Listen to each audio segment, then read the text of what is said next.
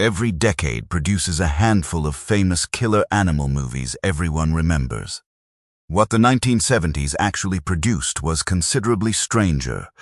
Dozens of regional productions betting that literally any animal, insect, or prehistoric leftover could sustain 90 minutes of horror if the marketing was confident enough. In 1972, a major American studio spent real money turning ordinary rabbits into a horror movie through it. They dyed them, filmed them in slow motion, and dubbed in growling sound effects that no rabbit has ever actually made. The film played in real theaters. People paid real money to be frightened by bunnies, to scare before we start. 8 creature horror films from the 1970s that nature documentaries could never have prepared you for.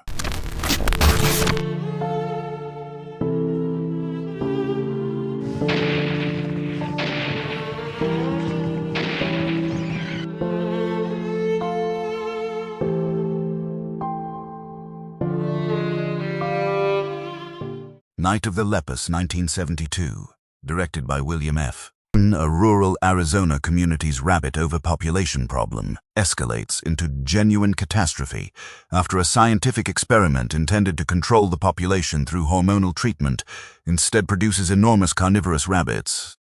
And the film treats this premise with the complete dramatic sincerity of a production that had convinced itself the concept could actually work if everyone involved simply committed to it entirely. MGM released Night of the Lepus with a genuinely accomplished cast including Janet Leigh, Stuart Whitman, and DeForest Kelley, actors whose presence lent the production a mainstream legitimacy that the film's actual content consistently undermined. The production achieved its giant rabbit effect through a combination of ordinary rabbits filmed in slow motion against miniature sets to suggest scale, and several human performers in oversized rabbit costumes for close-up attack sequences, a technical approach that gave the finished film its specific, difficult-to-defend visual quality that no amount of committed performances from the human cast could fully offset. William Claxton directed with the same procedural seriousness he brought to his television Western work, treating the rabbit attacks with a formal gravity the actual footage rarely supported. The stampede sequence, in which the enormous rabbits are depicted using ordinary rabbits running across miniature model train landscapes, intercut with growling sound effects dubbed over footage of animals that do not naturally growl, remains the single image most frequently cited whenever critics discuss the specific gap between a production's sincere intentions and its achievable execution. Night of the Lepus has been released through Warner Archive in a restoration. William Claxton continued working primarily in television.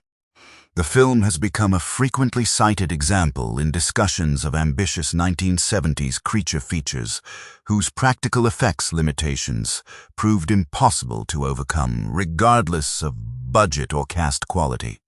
Night of the Lepus turned rabbits into a genuine threat through sheer directorial commitment. Chosen survivors moved underground entirely, trapping a group of survivors in a nuclear fallout shelter alongside something considerably more naturally terrifying than an oversized rodent.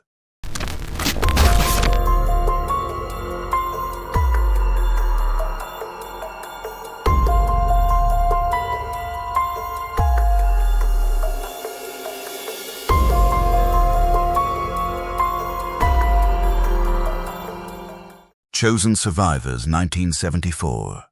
Directed by Sutton Rowley. A group of specifically selected individuals are sealed inside an underground nuclear fallout shelter during an apparent nuclear attack, only to discover the facility has been infiltrated by a colony of vampire bats whose presence the shelter's designers apparently failed to account for during construction, transforming a survival scenario about nuclear war into a considerably more immediate threat from something already sharing their enclosed space. Sutton Rowley made Chosen Survivors for Metromedia Producers Corporation, with a cast that included Jackie Cooper and Richard Jekyll navigating a screenplay. used its underground bunker setting to combine Cold War nuclear anxiety with creature horror. In a combination the period's disaster film cycle had not previously attempted with this specific pairing. The bat attack sequences, achieved using actual trained bats combined with practical effects for the more aggressive attack footage, gave the production a specific tactile menace that distinguished it from creature features, relying more heavily on obvious costume or miniature work. The film's central premise, trapping its characters in an inescapable, enclosed environment with their attacker, rather than allowing pursuit across open terrain, created a claustrophobic intensity that the underground bunker setting sustained across the entire runtime. The ventilation system sequence, in which the bats' access to different sections of the supposedly sealed shelter becomes clear through the facility's own engineering, was the sequence most consistently cited by the limited audience who encountered the film through theatrical and subsequent television broadcast as evidence. The bunker setting generated genuine dread beyond the creature premise alone. Chosen Survivors has been released through various home video labels including Code Red. Sutton Rowley worked primarily in television throughout his career. Jackie Cooper continued acting and directing extensively in television. The specific underground shelter set used throughout production has not been identified. Chosen Survivors trapped its characters underground with something that had already found its way in. Track of the Moon Beast moved into the American Southwest desert for something considerably stranger.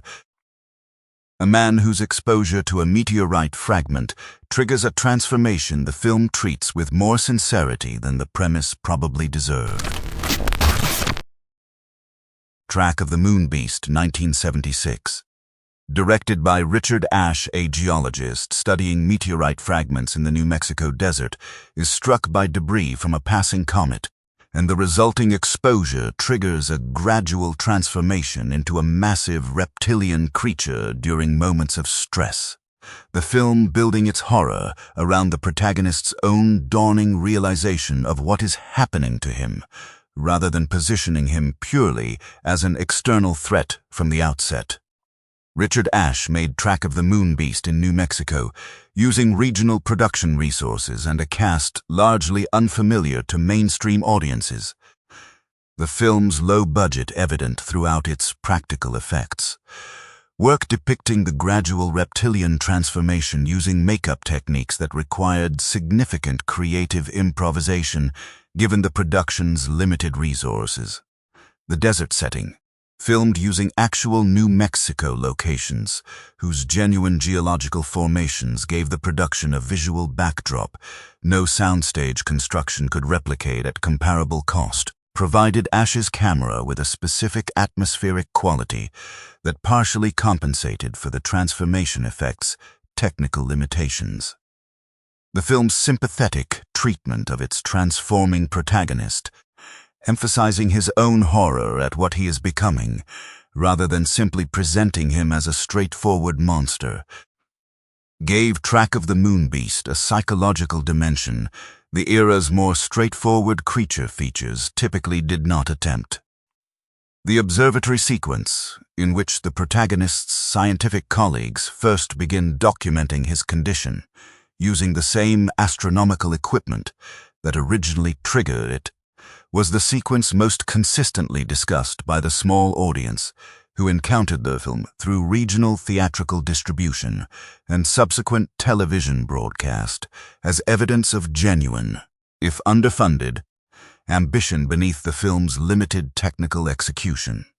Track of the Moon Beast has been released through various home video labels. Richard Ashe made no further theatrical features. The New Mexico filming locations have been identified by regional film historians. The film's specific transformation makeup has been discussed by practical effects historians as representative of the creative improvisation required across countless 1970s regional horror productions operating with minimal resources. Track of the Moon Beast gave its creature genuine psychological sympathy. Kiss of the Tarantula abandoned any such complexity for something considerably more direct. A teenage girl whose specific affinity for tarantulas becomes the exact instrument through which she settles every grievance against everyone who has ever wronged her.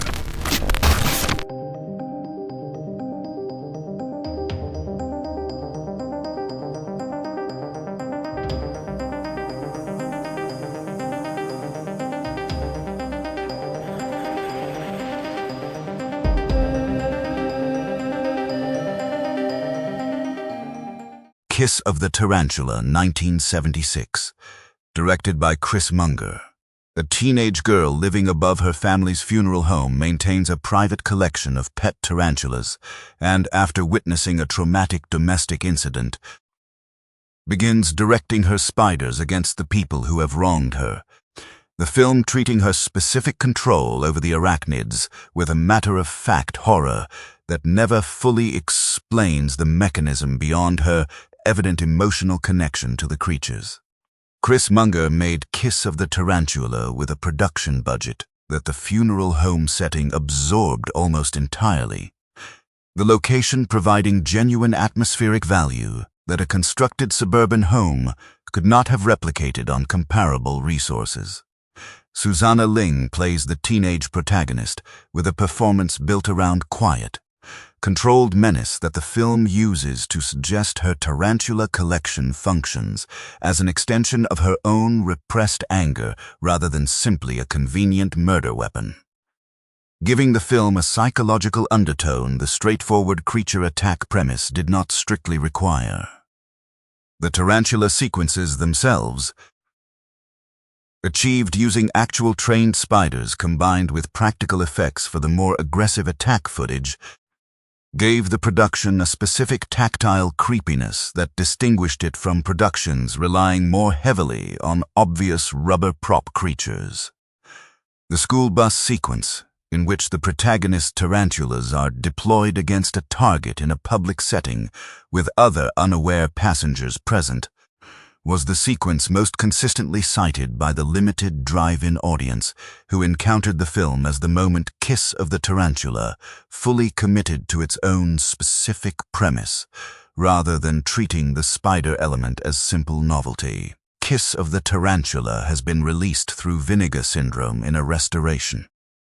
Chris Munger made limited further films. Susanna Ling did not continue an extensive acting career. The funeral home location used throughout production has not been definitively identified by film historians. Kiss of the Tarantula gave its arachnids a specific emotional purpose. The giant spider invasion abandoned any such nuance for pure scale, transforming a small Wisconsin town's meteorite crash into an infestation of spiders the size of Volkswagens, using a production approach so committed to practical scale that the results have become legendary for entirely different reasons than intended.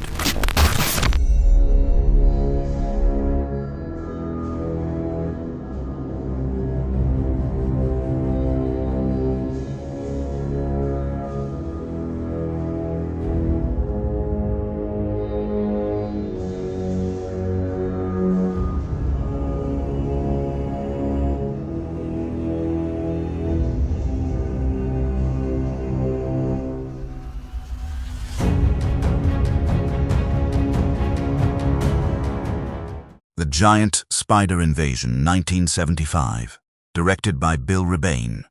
A meteorite crashes near a small Wisconsin farming community carrying spider eggs from another dimension, and the resulting infestation escalates from ordinary-sized arachnids to creatures the size of automobiles. The film staging its increasingly enormous spider attacks using a Volkswagen Beetle covered in fur, and mounted with mechanical legs as the primary practical effect for the film's largest creature sequences. Bill Rebane made the Giant Spider Invasion in Wisconsin using largely local cast and crew, the production's regional independence giving it a specific low-budget authenticity that distinguished it from studio creature features, while also producing practical effects limitations the finished film never fully overcomes. The central giant spider effect, achieved by modifying an actual Volkswagen Beetle with fur covering and articulated leg mechanisms, controlled by a small crew hidden inside the vehicle, has become one of the most frequently discussed practical effects solutions in low-budget creature feature history, less for its convincing execution than for the specific ingenuity the approach represents, given the production's severely limited resources. The Wisconsin's farming community setting, filmed using actual regional locations that gave the production a genuine Midwestern authenticity no studio backlot could replicate, provided Rebane's camera with a specific visual texture that several regional film historians have cited as the production's most genuine achievement.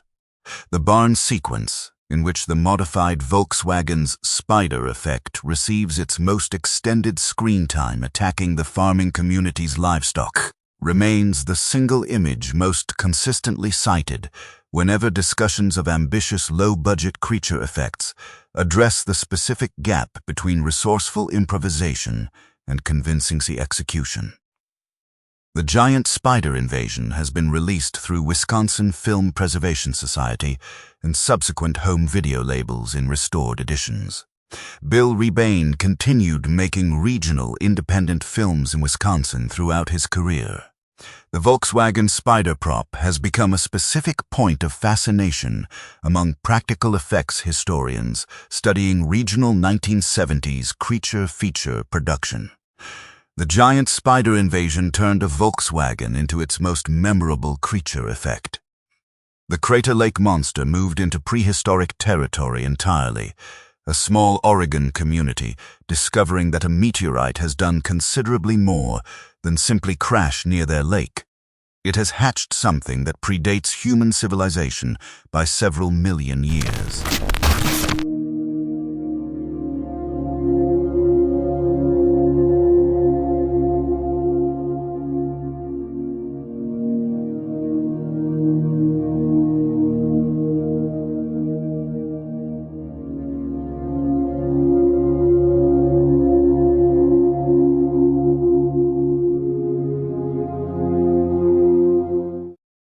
The Crater Lake Monster, 1977.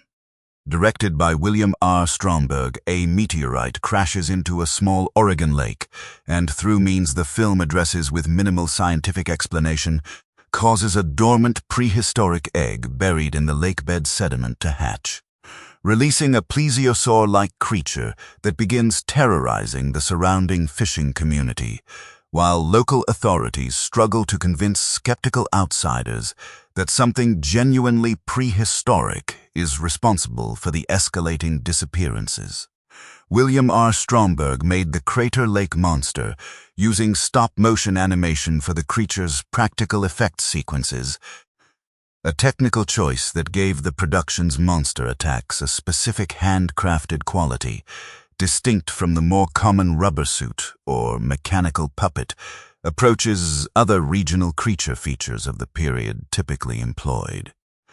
The Oregon lake setting, filmed using an actual regional location, whose genuine natural beauty provided atmospheric value the production's limited budget could not have otherwise afforded, gave Stromberg's camera a specific visual authenticity that partially offset the stop-motion creature's evident technical limitations when interacting with live-action footage.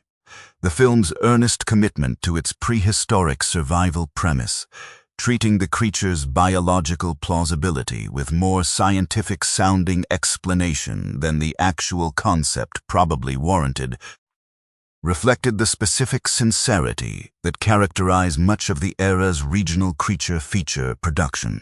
The boat attack sequence, in which the stop-motion creature's interaction with a full-scale practical boat prop required careful compositing that the production's limited technical resources made genuinely challenging to execute convincingly, remains the sequence most frequently discussed by stop-motion animation historians examining ambitious low-budget creature effects work from the period. The Crater Lake Monster has been released through Code Red in a restoration. William R. Stromberg continued working in the film industry, primarily in effects-related capacities. The Oregon Lake location used throughout production has been identified by regional film historians. The stop-motion creature effects have been specifically cited by animation historians as a notable, if technically limited, achievement given the production's minimal resources. Barracuda, 1978. Directed by Harry Kerwin, a small Florida coastal community's water supply becomes contaminated by illegal chemical dumping from a nearby research facility, and the resulting environmental catastrophe transforms the local barracuda population into aggressive, mutated predators while also causing disturbing behavioral changes in the human residents who have been exposed to the same contaminated water supply, giving the film two simultaneous horror threats operating from a single environmental catastrophe. Harry Kerwin made Barracuda in Florida using actual coastal locations that gave the production genuine regional authenticity. The film's dual threat structure, aggressive mutated fish alongside contaminated human behavior, distinguishing it from more straightforward single creature features the period was producing in volume.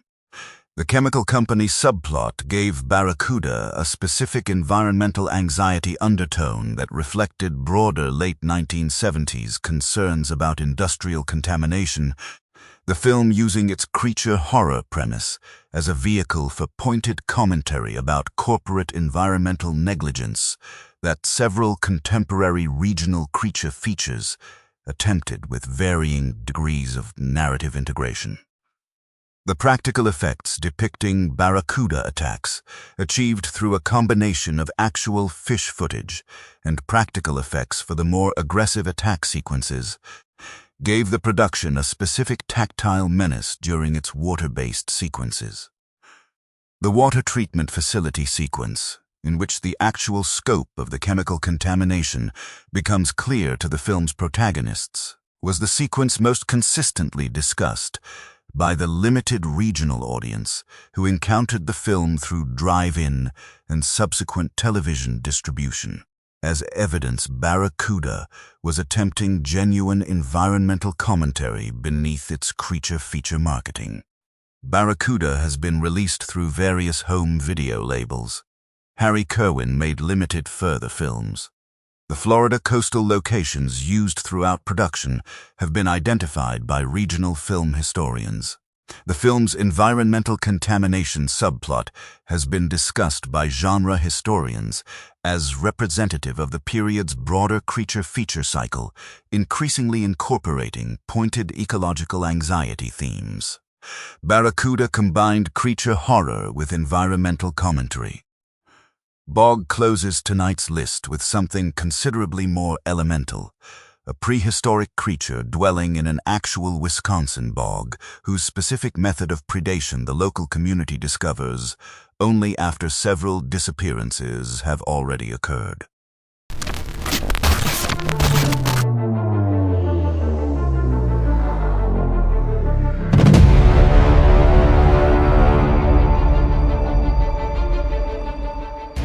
Bog, 1979. Directed by Don Kiesler. A series of disappearances near a remote Wisconsin bog leads local authorities to discover a prehistoric amphibious creature that has survived undetected in the wetland for millennia.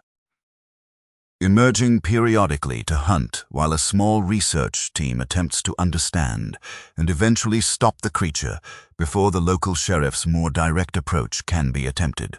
Don Kiesler made Bog in Wisconsin using regional cast and crew with a production approach reflecting the same independent regional filmmaking tradition that had produced the giant spider invasion in the same state 4 years earlier, the wetland setting providing genuine atmospheric authenticity that the production's limited budget could not have otherwise afforded through constructed sets. Gloria DeHaven and Marshall Thompson lead a cast whose combined mainstream recognition lent the production more legitimate star power than most comparable regional creature features typically secured. their presence providing a specific commercial hook for the film's limited theatrical and drive-in distribution. The creature effects, achieved through a combination of practical suit work and selective creature reveal timing, that minimize the audience's extended exposure to the monster's evident technical limitations, gave Bog a specific pacing strategy that several regional creature features of the period employed to manage budget constraints. The Bog emergent sequence, in which the creature's actual full appearance is revealed after an extended period of partial glimpses and suggested presence, was the sequence most consistently discussed by the limited audience who encountered Bog through regional theatrical and subsequent television distribution as the moment the production's careful pacing strategy paid off, despite the creature effect's technical limitations. Bog has been released through various home video labels including Vinegar Syndrome. Don Kieslar made no further theatrical features. Gloria DeHaven continued working in film and television throughout the following decade. The Wisconsin wetland locations used throughout production have been identified by regional film historians studying the state's independent creature feature production tradition.